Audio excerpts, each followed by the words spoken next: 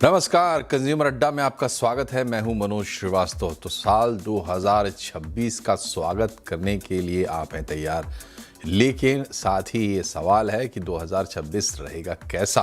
तो आज हम आपको यही बताने वाले हैं। अगर आप नौकरी करते हैं और अगर आप नौकरी नहीं करते तो फिर जहाँ से आपका पैसा आता है, मतलब आपके पापा हो या आपके भाई बहन हो, या फिर अगर आप दुकानदार हैं तो आपके ग्राहक हो, उनकी सैलरी कितनी बढ़ने वाली है अगले साल। मर्सर इंडिया का एक सर्वे आया है और वो सर्वे आपको दिखाते हैं। पहले 2026 में 9% इंक्रीमेंट का अनुमान है। इसे एक अच्छा इंक्रीमेंट आपको लगना चाहिए, मिलना चाहिए, क्योंकि ये एक एवरेज है। इसके ऊपर भी बैंड होगी और इसके नीचे भी।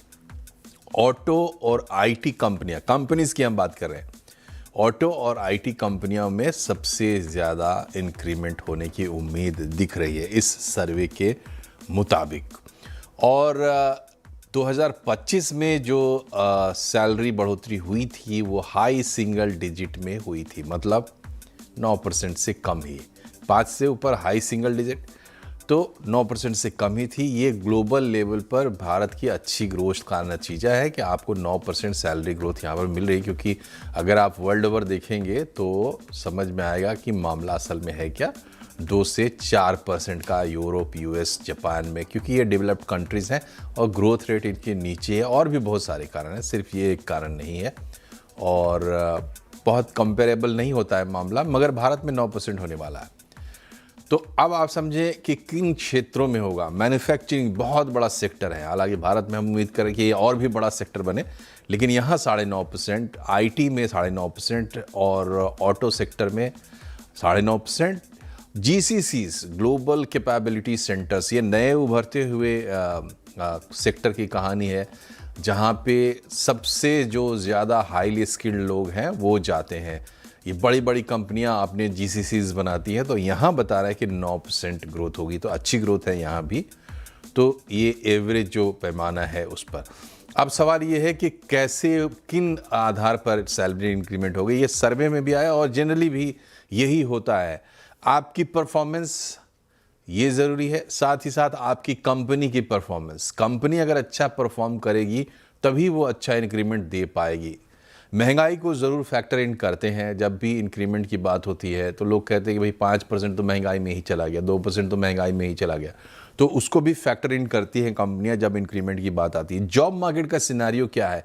अगर आपके लेवल के, आपके स्किल के वर्कर्स कंपनी को सस्ते में उपलब्ध हैं जॉब मार्केट में, तो जाहिर सी बात है इंक्रीमेंट में कंपनी कमी करना चाहेगी। लेकिन अगर शॉर्टेज है और आप ऐसे अनोखे स्किल के साथ बैठे हैं तो जॉब मार्केट में आपकी स्थिति अच्छी होगी, तो आपको उसके हिसाब से भी आपका इंक्रीमेंट तय होगा। इस तरीके से कुछ फैक्टर्स हैं जो तय करते हैं कि कैसे सैलरी बढ़ेगी। इसी पर बातचीत करेंगे। हमारे साथ ग्लोबल हंट के managing director MD Sunil Goyal साहब हैं और प्रोटिविटी इंडिया के मैनेजिंग डायरेक्टर अमित वडेरा हैं। आप दोनों का बहुत बहुत स्वागत है। अमित जी, बताइए आपको कैसा लगा ये सर्वे और कितना नज़दीक देख रहे हैं इसके आप इंडस्ट्री को? आई थिंक सर्वे एक रिफ्लेक्शन इकोनॉमी पे भी होता है, मतलब जॉब सर्वेज। आई थिंक अगर ये देखें तो इस बार क्लियरली ये दिख रहा है कि ये इन्फ्लेशन लेड पे हाइक तो नहीं है, क्योंकि ये प्रोडक्टिविटी और स्किल्ड लेड पे हाइक है।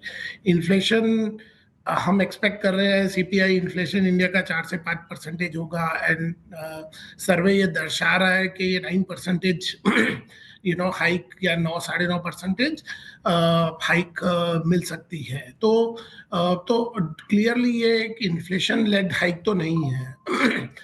इसका मतलब ये है कि अब किस तरह की एक्सेस हो रही है। अगर आप सर्वे को ध्यान से देखें तो ओनली 1/3 ऑफ कंपनीज जो हैं वो बोल रही हैं कि वो एम्प्लॉयमेंट में इजाफा होगा।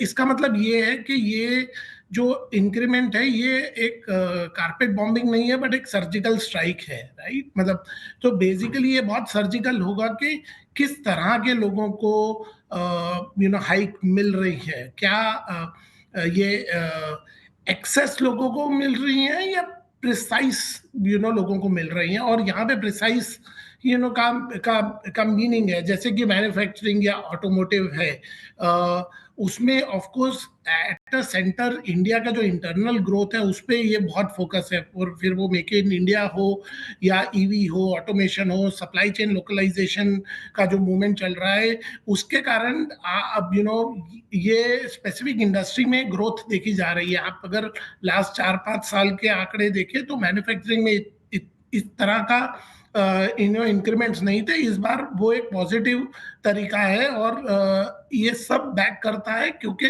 जो गवर्नमेंट है और सेंटर है which is on the focus, right. So I think उसके कारण एक बहुत ही पॉजिटिव इंक्रीमेंटल वो देख रहे हैं। एट द सेम टाइम अगर आप देखें तो हम जो दृष्टिकोण से देखते हैं, मैं प्रोटिविटी एक रिस्क कंसल्टिंग फर्म है, हम ग्लोबल कैपेबिलिटी सेंटर्स के साथ काफ़ी काम करते हैं। तो जो रोल्स हैं, जो टेक्नो फंक्शनल रोल्स हम कहते हैं, जो डोमेन नॉलेज भी है और टेक्नोलॉजी की नॉलेज भी है, उसका जो कॉम्बिनेशन है, टेक्नो फंक्शनल रोल्स है, उसकी डिमांड ज़्यादा है। तो हाइब्रिड स्किल्स जो हैं उनको ज़्यादा बेनिफिट होगा rather than pure play role based जो होती थी, राइट। तो ठीक है।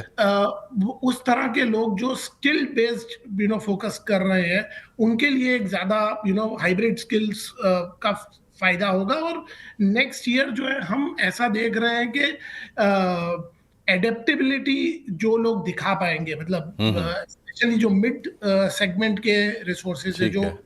एबिलिटी दिखा पाएंगे, उनको ज्यादा रिवॉर्ड मिलेगा, जो अपने आप को अपस्किल कर पा रहे हैं। ठीक है।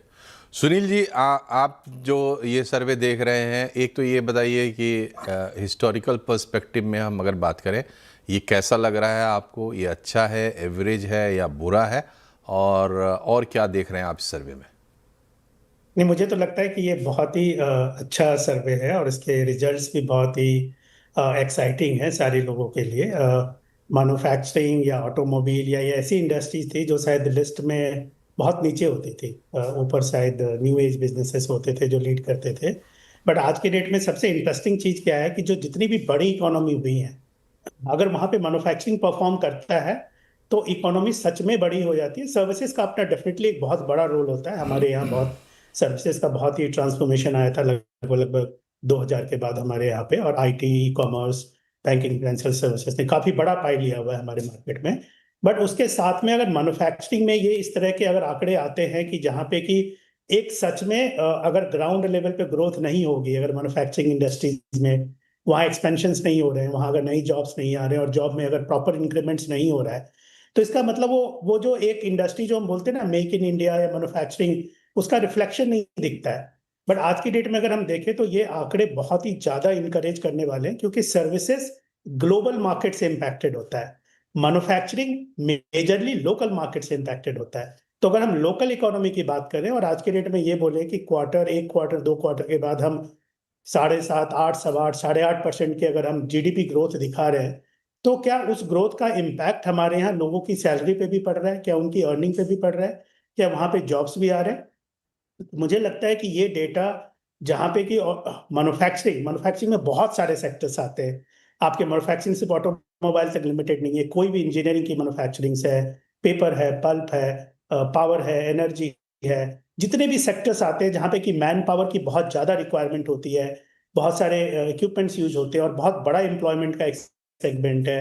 तो वहां पे ये ग्रोथ सैलरी की आना मतलब कि वो सेक्टर बहुत अच्छा कर रहा है और बहुत अच्छा करने की उम्मीद है, क्योंकि सैलरी कोई भी कंपनी तब देती है, हाइक अगर अच्छा हाइक देती है तो जब उनको ये लगता है कि अभी तो बिजनेस अच्छा है और आगे और भी अच्छा आएगा, तो वहां पे हाइक आती है। तो मुझे लगता है कि ये बहुत ही एक्साइटिंग नंबर है, क्योंकि देखिए जो सर्विसेज है वो तो कभी भी ग्लोबल मार्केट से इम्पैक्ट होकर इंप्रूव कर लेगा, बट मैन्युफैक्चरिंग नहीं इंप्रूव करता था, वो अपने आप को मिडल या नीचे ही पाता था अक्सर। तो आज के डेट में अगर ये लीड कर रहा है तो इसका मतलब हमारे यहाँ ग्राउंड पे वर्क हो रहा है। ये बात भी सही है कि कुछ कंपनीज देंगी, कुछ कंपनीज नहीं देंगी, बट साइन अच्छे हैं, सिग्नल्स अच्छे हैं। इस सिग्नल के साथ देखें तो मुझे लगता है कि जो इस इंडस्ट्री में जाने वाले लोग हैं, जो मैन्युफैक्चरिंग में या इनमें जो काम करते थे, चाहे मैन्युफैक्चरिंग के लोग होते थे, मैकेनिकल, इलेक्ट्रॉनिक्स, सिविल, जितने भी लोग होते थे, प्रोक्योरमेंट, परचेज, फ्लोर मैनेजर, जितने भी होते थे, उनको एक एक्साइटमेंट आएगा कि उनकी इंडस्ट्री में रियल ग्रोथ हो रही है, और जैसे जैसे ज्यादा कंपनीज आती जाएंगी, ज्यादा मैन्युफैक्चरिंग यूनिट्स खुलते जाएंगे, ये सैलरीज और कॉम्पिटिटिव होंगी और बढ़ेंगे, क्योंकि वहाँ मैन पावर की रिक्वायरमेंट बढ़ेगी, एक दूसरी कंपनी से पोचिंग होंगे। तो जैसे आपने अलग अलग बताया कि रीजंस क्या होते हैं, ग्रोथ के अलावा ये भी होती है कि जॉब मार्केट कैसी है। तो जब जॉब मार्केट इंप्रूव होगा तो इस सेगमेंट में मुझे लग रहा है कि काफी और पॉसिबिलिटीज बढ़ेंगी, और शायद ये इसका डिजिट डबल डिजिट में आएगा और कुछ ना कुछ और भी होगा। तो ये मेरे हिसाब से बहुत ही एक्साइटिंग एंड बहुत ही पॉजिटिव नंबर्स हैं अगर हम देखें तो।